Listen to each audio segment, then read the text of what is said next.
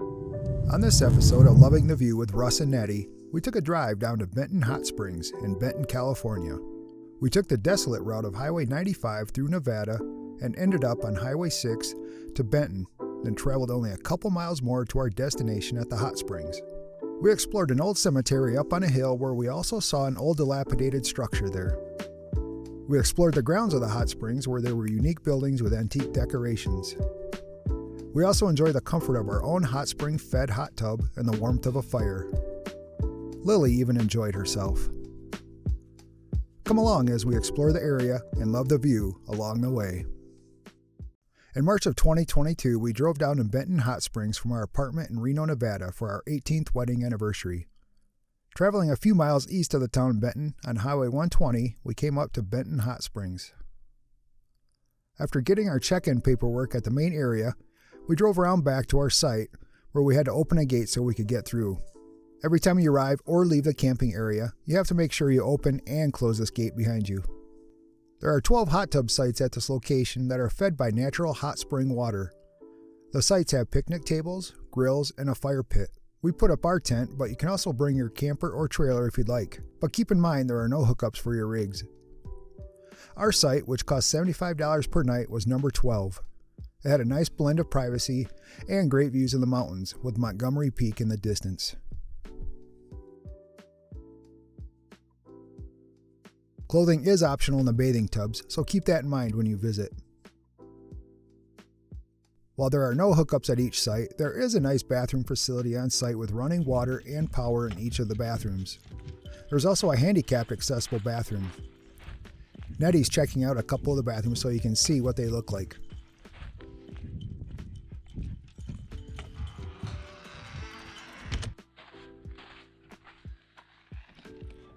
All the running water in the facility is hot, however, so if you're using the toilet, your hind end might get a little bit warm, which was actually comfortable on a cold morning.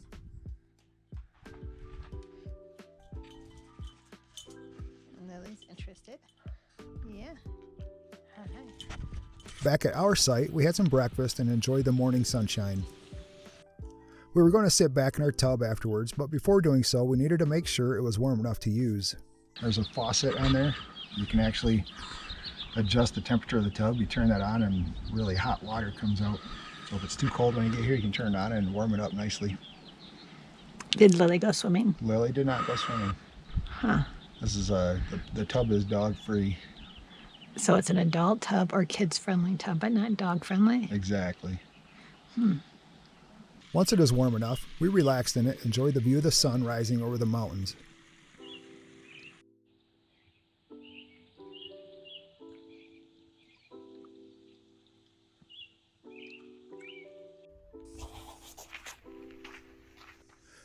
Before we took off for a drive into the town of Bishop, which is about 40 miles from the hot springs, Netty did a little walk around to look at a couple of the other sites that were unoccupied.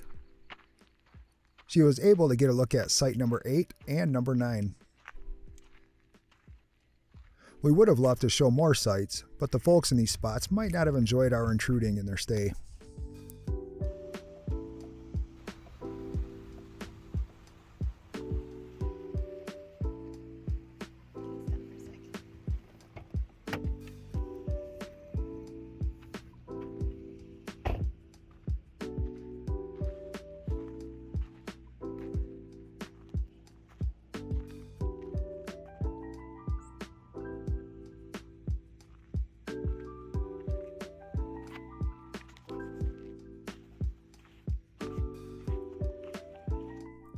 After going to Bishop for gas, we decided to travel west on Highway 120 to see if it was open for the season, and of course to enjoy the drive just for the scenery. We found out that it was open and saw some other neat things along the way. On Highway 120, we passed the Black Lake Preserve, which, as this sign says, is one of the most biodiverse habitats in the Eastern Sierra. The views on the way back were stunning. You really feel the isolation of your location in many parts of the drive. Once back at our site, Netty made a delicious cast iron pan pizza dinner, which we ate before heading up to the historic Old Benton Hot Springs Cemetery. On the walk up, we passed some old rundown structures and remnants of days gone by. Looks like there's a piece of a car right there.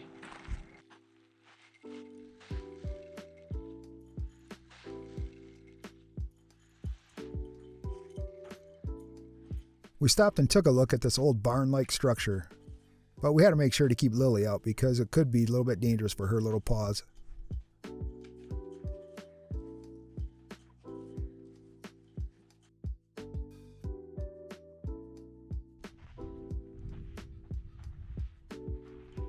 Before entering the cemetery, we checked out this heavy-duty steel box with information inside of it about the cemetery and how to even get a burial plot.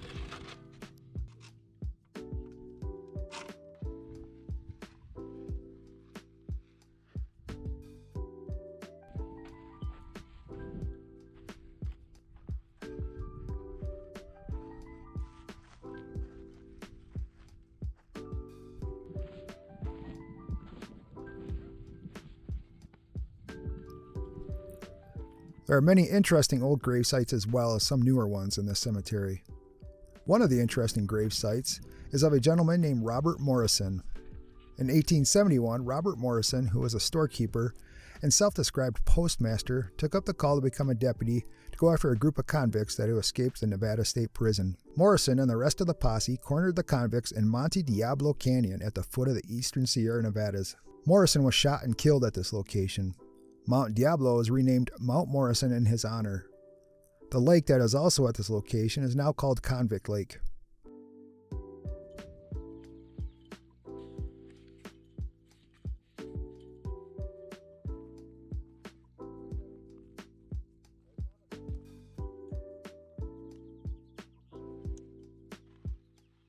We find it interesting to think about all the unique life stories the people buried here must have had. After exploring the cemetery for a bit, we headed back to our site and sat in the hot tub a bit more, then headed to bed. The next day, we packed up and headed back for home. On the way out, we stopped at the main hot springs building to check out the grounds. There are some neat old buildings on the site with cool antique decorations on the outside. The main building itself actually has 7 rooms inside that you can rent for the evening, and breakfast is served in the morning. Unfortunately, we were not able to get any video of the inside as we stayed back by the campground. After checking out the front of the grounds for a while, we went around back of the building and checked out some of the hot tubs that the guests can use while they stay there.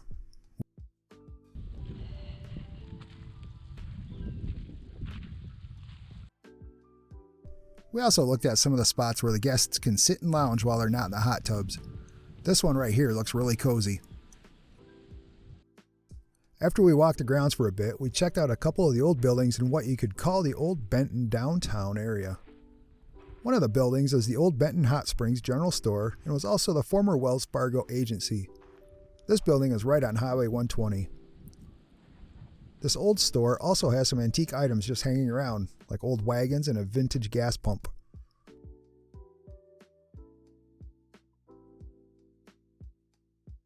There are also a few old vehicles on the grounds that are in varying states of decay. These vehicles have definitely seen some better days, and I don't think they'll be running anytime soon. Just a bit down the road and across the street is the old Benton Hot Springs jail. There's other various old buildings and farming implements on these grounds. While heading out, we stopped at an overlook of the hot springs area and got a good view before heading down the road. Probably about a half an hour west on Highway 120 from Benton Hot Springs and a little past Mono Mills is a spot I've always wanted to check out. It almost reminds me of a lunar landscape, with trees of course, but jutting up out of the ground are deposits of obsidian. There are a couple right on the ground that you can walk up to. Even Lily came over to check them out, but we had to be careful she didn't cut her paws on the very sharp pieces of obsidian on the ground. And on the side of the mountain are a couple more you can see from the ground. After eating our lunch at this stop, we drove the rest of the way up Highway 395 and made a quick stop in Bridgeport just to check out the Travertine Hot Springs. We didn't get in any of the pools, but just thought it'd be kind of neat to see the area. It's hot. We will likely be back to this location sometime in the future. Thank you for coming along with us to historic Benton Hot Springs. It was a great weekend away.